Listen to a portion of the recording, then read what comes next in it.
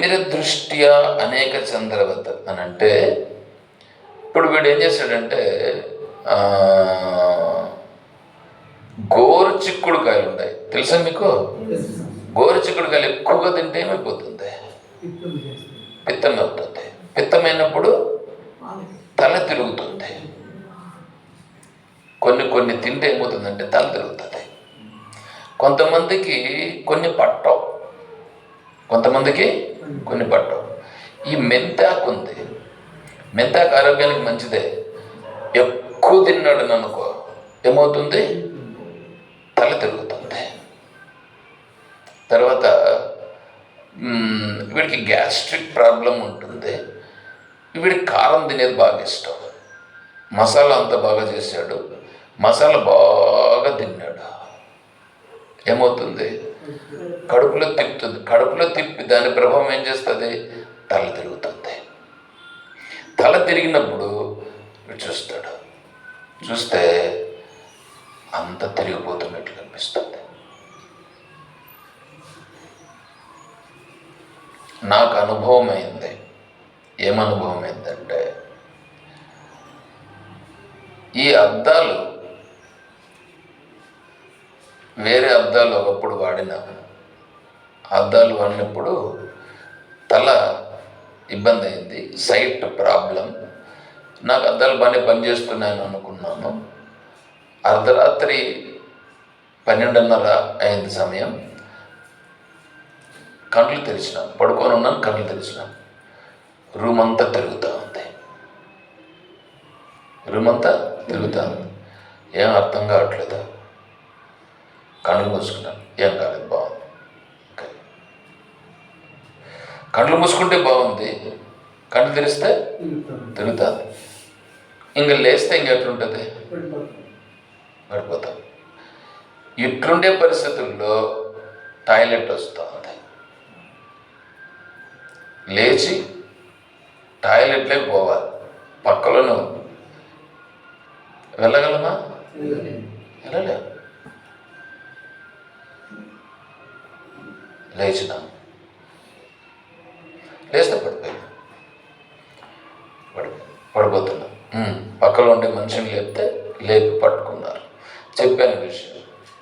సరే, ఇప్పుడు నేనేమనుకున్నానంటే టాయిలెట్ పోతే ఫ్రీ అయిపోతుంది కాబట్టి టాయిలెట్ వరకు నన్ను తీసుకెళ్ళవు. టాయిలెట్ వరకు తీసుకెళ్ళేదని కుదిరితేగా ఒక పక్క పట్టుకున్నా, ఇంకో పక్క అయినా కూడా సరే. బయటనే టాయిలెట్ అయిపోయింది. సైడ్లోకి ఉన్నప్పుడు పడిపోయినాం. అట్లా కొంచెం తగ్గింది. నీళ్ళు తాగినా, తగ్గినట్లుగా ఉంది. సరే, పోయి మళ్ళీ నీట్గా శుభ్రం చేసుకునేసి పట్టుకొని అక్కడే వేరే దూరం అక్కడి నుంచి మళ్ళీ లోపలికి వెళ్ళి మళ్ళీ పడుకున్నాం. కళ్ళు తెరిస్తే మళ్ళీ తిరుగుతూ ఉంది. ఓ, ఇదేమో అయిందని హాస్పిటల్కి వెళ్ళాం. వాళ్ళు తలకు స్కాన్లు అన్నీ చేశారు. లాస్ట్కి తెలిసింది ఏంటంటే, నువ్వు పోయి అద్దాలు డాక్టర్ దగ్గరికి పోరానైనా అద్దాలు మార్చుకొని చెప్పినారు. ఇవంతా ఏంటి? తిమిర దృష్ట్యా. తిమిరం అంటే నువ్వు తినిన తిండి సక్రమంగా లేకపోవడం ఒకటి, అద్దాలు సక్రమంగా పనిచేయకపోవడం ఒకటి. ఇప్పుడు ఈ తిరగడం అనేది పనిచేస్తుంది. ఇంకొకసారి ఎక్కువ ఆలోచనలు అయిపోతాయి. ఈ మెదడులో దానికి నచ్చనివి చాలా జరిగిపోతూ ఉంటాయి. ఏంటంటే జరిగిపోతాయి, బయట చూసేది నచ్చదు. నచ్చకపోయినప్పుడు కూడా తల తిరుగుతుంది. తల తిరిగి ఒక మనిషి 2 మనుషులకు కనిపించడం, ఇదంతా తిరుగుతూ ఉంటుంది. ఏంటంతో దీన్ని తిమిర దృష్టి అని అంటారు. వేరే వాళ్ళు చెప్తా ఉంటారు అది నచ్చదు, వేరే వాళ్ళు చెప్తాంటే అది నచ్చదు, దాంతో కూడా తల తిరుగుతుంది. తర్వాత ఈ సాధకుడు అనేటువంటి వాడు ఒకడు ఉంటాడు. ఎవరు సాధన చేసేవాడు పొద్దున్నే 4 గంటలకు లేయాల. వీడికి 6 గంటలకు లేచి అలవాటు. వీడు 4 గంటలకు లేయాలని లేస్తాడు. 6 గంటలకు లేచేవాడు 4కు లేస్తాడు. 4కు లేచేదో తలకాయ కడుక్కొని ఎందుకు చేసుకుని కూర్చుంటాడు. ఆడ కూర్చొని ధ్యానం చేసేదిలో పాడలే. 4 గంటలకు లేస్తే ఏడుంటుంది, నిద్ర వస్తూ ఉంటుంది. కానీ కూర్చొని ఎంతో ధ్యానం చేస్తాడు. 6 గంటలు అయిపోతుంది, అమ్మాయ మళ్ళీ పోతాడు, స్నానం చేసేదో ఉంటుంది. కానీ 4 గంటలకు లేచాడుగా, దాని ఎఫెక్ట్ మెదడు మీద పనిచేస్తూ ఉంటుంది. ఆ తర్వాత చేసే పనులు చేస్తుంటారు చూడండి, సక్రమంగా చేయలేడు, తల తిరుగుతూ ఉంటుంది. ఎందుకంటే ఇష్టపూర్వకంగా చేయలే, ఇష్టపూర్వకంగా చేయలేదు కాబట్టి అట్లా అవుతుంది. మళ్ళీ పడుకొని నిద్రపోతాడు, నిద్ర సక్రంగా రాదు, ఎంతో ఒకటి డిస్టర్బెన్స్ అవుతూ ఉంటుంది, ఇబ్బంది. ఇప్పుడు 6 గంటలకు లేసేవాడు 4 గంటలకు లేవాలనంటే, ఎత్తుకుంటే 6 గంటల నుంచి 4 గంటలకు లేవాలంటే కుదరదా? అది నిదానంగా అలవాటు కావాలంటే నీకు కనీసం అంటే 3 నెలలు పడుతుంది. అదేవిధంగానే పూజ చేసేటువంటి వాడు గురువు దగ్గరికి పోవాలా, గురువు దగ్గర ఏదో మంత్రజపం తీసుకోవాలని అనుకుంటే ఆ మార్గంలోకి రావాలంటే కనీసం అంటే నా దృష్టిలో నాకు తెలిసి 6 సంవత్సరాలు పడుతుంది. తర్వాత ఒకవేళ మంత్రం తీసుకున్న ఆ మంత్రార్థం తెలియాలనంటే వాడు దాని గురించి వాడు ఒకటి అనుకుంటూ ఉంటాడు, ఆడు చెప్పేది ఒకటి ఉంటుంది. అది కరెక్ట్గా తెలియాలంటే అది పట్టదు, బుద్ధికి పడుతుంది. ఎందుకంటే అంతకన్నా శుద్ధి లేదు, అంతకన్నా శుద్ధి లేనప్పుడు పట్టదు. ఇదంతా సాధన, సాధ్యము, సాధకుడు, ఇవే అన్నీ జరుగుతూ ఉంటాయి ఇవన్నీ. కాబట్టి ఇవన్నీ కూడా ఏంటంటే వీడికుండే అవిద్య, వీడి బుద్ధిలో ఉండే ప్రభావం, వీడి బుద్ధిలో ఉండేటువంటి దోషం, ఈ బుద్ధిలో ఉండే దోషం యొక్క ప్రభావం ఇంత పనిచేస్తూ ఉంటుంది. ఈ బుద్ధిలో ఉండే దోషం యొక్క ప్రభావం అంత పనిచేస్తుంది. వీడు వేదాంతం వింటాడు, మళ్ళా నమశివాయ అంటే చాలు. అంటే ఏమైపోయింది, వీడికి నమశివాయ అంటే వాడు మీరు ఎవరైనా సరే శివుని చూసినట్టు ఎవడన్నా ఉన్నాడు?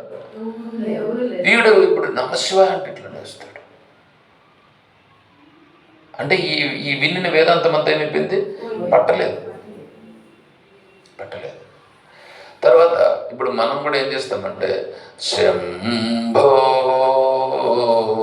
శివ శివ అంటాం, నారాయణ అంటాం. అరే నాయన, శంభో శివ శివ నారాయణ అనేది ఎవడినో అనలేదురా నాయన, నన్నే నేను అనుకుంటున్నా. వేరే శంభుడు లేడు, శివుడు లేడు, నారాయణుడు లేడు, ఉన్నదంతా సహజత్వ స్థితి. దానిని గురించి చెప్పేదాని కోసం ఈ ఎదురుగా ఉండేటువంటి వాళ్ళు ఉండారే, వాళ్ళకి ఆ బుద్ధి లేదు, వాళ్ళు తెలుసుకోలేరు. వాళ్ళకి ఈ నామం చెప్తే వాళ్ళకి ఆ దృష్టిలో కొద్దిగా ఉంటుందని వాళ్ళకు అర్థమయ్యేదాని కోసం ఒకటి. రెండవది, నన్ను నేనే చెప్పుకుంటున్నాను. ఇది ఈ స్థితిలో చెప్పుకున్నట్టు కూడా ఇది కూడా అవిద్యయే, ఇది కూడా అజ్ఞానం. ఎందుకంటే ఇది చెప్పేవాడు ఒకడు ఉన్నాడు, చెప్పబడేది ఒకటి ఉంది, మధ్యలో చెప్పుచున్నది ఒకటి ఉంది. ఇదంతా కూడా అవిద్యయే. ఇదంతా తిమిర దృష్ట్యాత్ అనేక చంద్రవత్.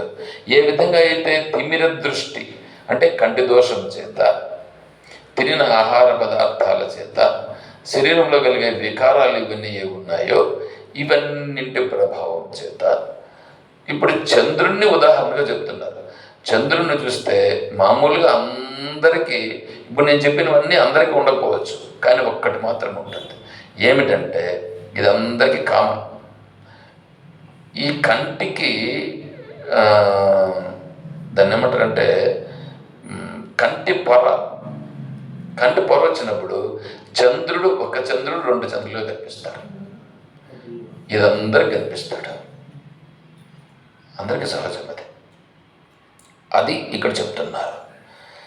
ఇప్పుడు శాస్త్రం కూడా ఏం చెప్పిందంటే, శాస్త్రంలో కూడా అక్కడక్కడ ఏం చేసిందంటే యత్రవా అన్యదివ స్యాత్,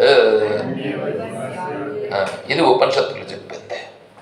ఎక్కడైతే అన్యత్ ఇవ, నీకంటే వేరేది నీకు తెలుస్తోందో,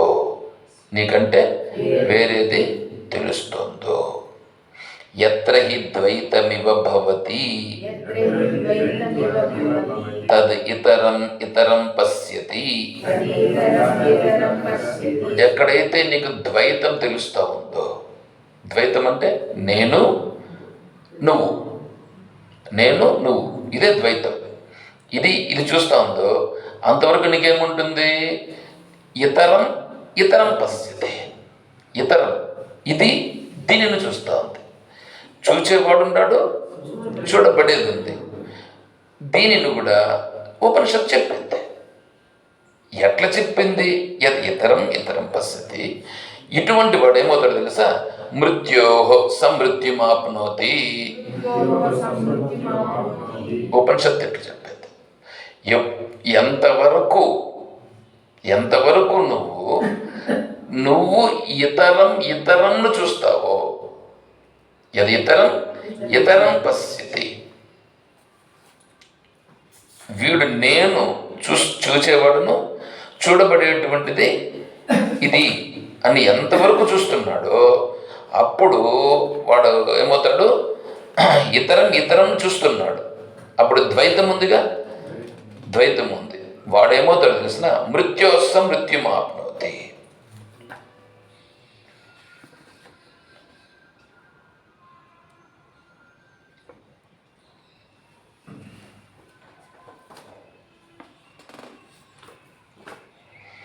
వాడు మృత్యువు నుండి మృత్యువును పొందుచున్నాడు. మృత్యువు నుంచి మృత్యువును పొందుతున్నాడు అంటే ఏంటి? వీడు చేస్తా ఉండేది సాధనే కదా. నేను దేవుణ్ణి ప్రార్థిస్తున్నాను, దేవుణ్ణి నేను చూస్తున్నాను అని కదా వీడు చెప్తున్నాడు. అని అంటే దేవుణ్ణి ప్రార్థిస్తున్నాడు, దేవుణ్ణి చూస్తున్నాడు. అయినప్పటికీ వీడేమవుతున్నాడంటే నేను చూచేవాడును, చూడబడేది ఇంకోటిని పెట్టేశాడుగా. చూచుట అనేది ఒకటి ఉంది, చూడబడేది ఒకటి ఉంది, చూచేవాడును ఉన్నారు కదా. అప్పుడేమైంది? చూచేవాడును సాధకుడు, చూడబడేది సాధ్యం, మధ్యలో సాధన చూచుట. ఇప్పుడు 3 ఉన్నాయిగా, సాధకుడు, సాధన, సాధ్యం, 3 ఉన్నాయి. ఈ 3 ఎంతవరకు ఉందో వాడు మృత్యుమాప్నోతి. ఇక్కడ మృత్యువు అని అంటే ఏంటంటే తన స్థితిలో నుండి జారిపోయి దూరంగా అయిపోవడం, వేరుగా అయిపోవడం. దాన్ని చిత్తుడు అంటారు. చిత్తుడు అంటే జారిపోవడం. తన స్థితిలో నుంచి జారిపోయి వీడు పతితుడైపోయినాడు. ఇప్పుడు వీడు ధ్యానంలో ఉన్నాడు. ధ్యానంలో మాత్రము ఒకవేళ వాడికి స్థిరంగా ఉండొచ్చు, ధ్యానంలో ఉండొచ్చు. ఏమిటి? వీడికి ధ్యానం చేసేవాడు, ధ్యానం చేయబడేటువంటిది, ధ్యానము అని 3 ఉంటాయి.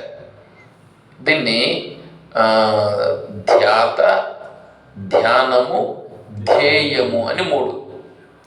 ధ్యాత అంటే ధ్యానం చేసేటువంటి వాడు, ధ్యానము అంటే వాడు చేస్తూ ఉంటే పని, ధ్యేయము ఏదో ఒక లక్ష్యం ఉంది.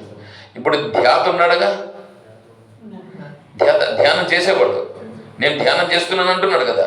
వీడు ధ్యానం చేసేవాడు, ధ్యానం నేను చేస్తున్నాను, ధ్యాత నేను అని ఎంతవరకు ఉందో అది ధ్యానం కాదు, అది ధ్యానం కాదు. ఇది కూడా ఒక కర్మ, ఇది కూడా కర్మే. అదేవిధంగానే చూస్తున్నాను, చూడబడే విషయం ఉంది, చూపు ఉంది, తెలుసుకుంటున్నాను, తెలుసుకునే నేనున్నాను, తెలియుట ఉంది. ఇవి ఎంతవరకు ఉన్నాయో ఇంకా మిగతావన్నీ కూడా అంతే. నేను గుర్తిస్తున్నాను, గుర్తించబడేది ఉంది, గుర్తించుట. ఇవంతా ఏమంటే త్రిపుటి అంటారు వీటిని. ఈ త్రిపుటి అనేటువంటిది ఎంతవరకు ఉందో అంతవరకు మృత్యువును పొందుచున్నాడు. వాడు చస్తా ఉన్నాడు అని అర్థం. నేను ఇంకా బాగా చెప్తే బాగుండదని. వాడేమవుతున్నాడు? ప్రతి క్షణము చస్తున్నాడు. వీడు మోక్షాన్ని పొందట్లే. వీడు నేను ధ్యానం చేసినాడు, చచ్చినాడా? చచ్చినాడు. ఎందుకు చచ్చినాడు? ధ్యానం ఆ, ధ్యానం చేస్తున్నాను అనేవాడు ఉన్నాడు కదా. కాబట్టి వాడు మృత్యువును పొందుచున్నాడు. మృత్యోస్స మృత్యుమాప్నోతి. ఏదో ఉంది, ఇంకా వేరే అంత కూడా ఉంది. ఉపనిషత్తు బృహదారణ్యక ఉపనిషత్తులు చాలా బాగా చెప్పారు. తర్వాత అథ యత్ర అన్యత్ పశ్యతి అన్యత్ శృణోతి అన్యత్ విజానాతి. అన్యత్ పశ్యతి అన్యత్ శృణోతి అన్యత్ విజానాతి తదల్పం. తదల్పం, అల్పం అంటే పనికిరానిది. ఏంది పనికిరానిది? అన్యత్ శృణోతి, వేరే దాన్ని నేను వింటున్నాను.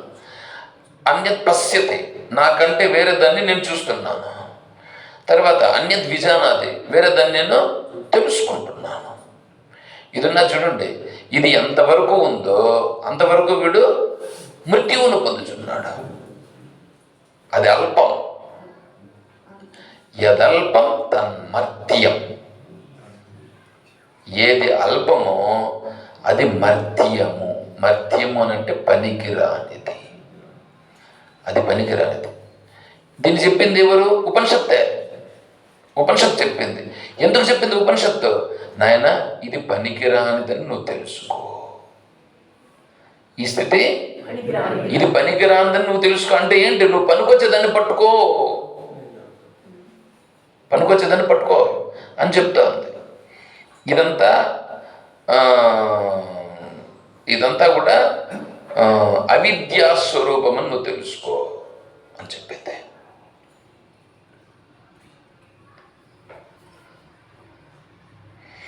ఎనిమిదిన్నర చాలు, ఇంకా ఎక్కువ చెప్తే బాగుండదు. ఇంకా ఉన్నాయి. ఇవన్నీ కూడా ఏంటి? అవిద్యా స్వరూపం. ఇవంతా అజ్ఞానం. ఇదంతా కూడా అజ్ఞానం యొక్క స్వరూపం. ఇప్పుడు అజ్ఞానంలో ఉండాలన్నా ఉండకూడదా? ఉండకూడదు. మరి ఎట్లుండాలా? సహజముగా ఉండాలి. ఆ సహజంగా ఉండుటయే బ్రహ్మ. అది నిత్య ముక్తి స్వరూపం. సరే, ఓం తత్సత్.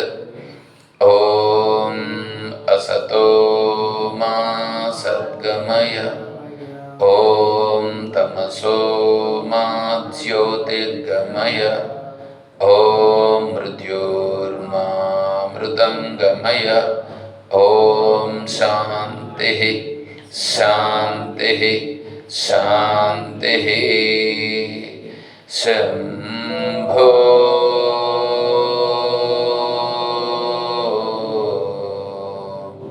శివ శివ శివ శివ శివ శివ. శంభో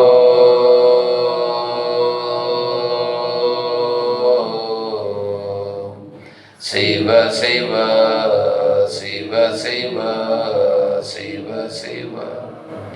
శంభో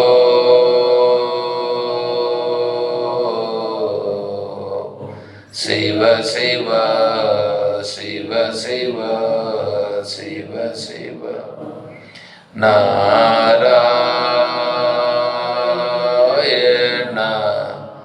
నారాయణ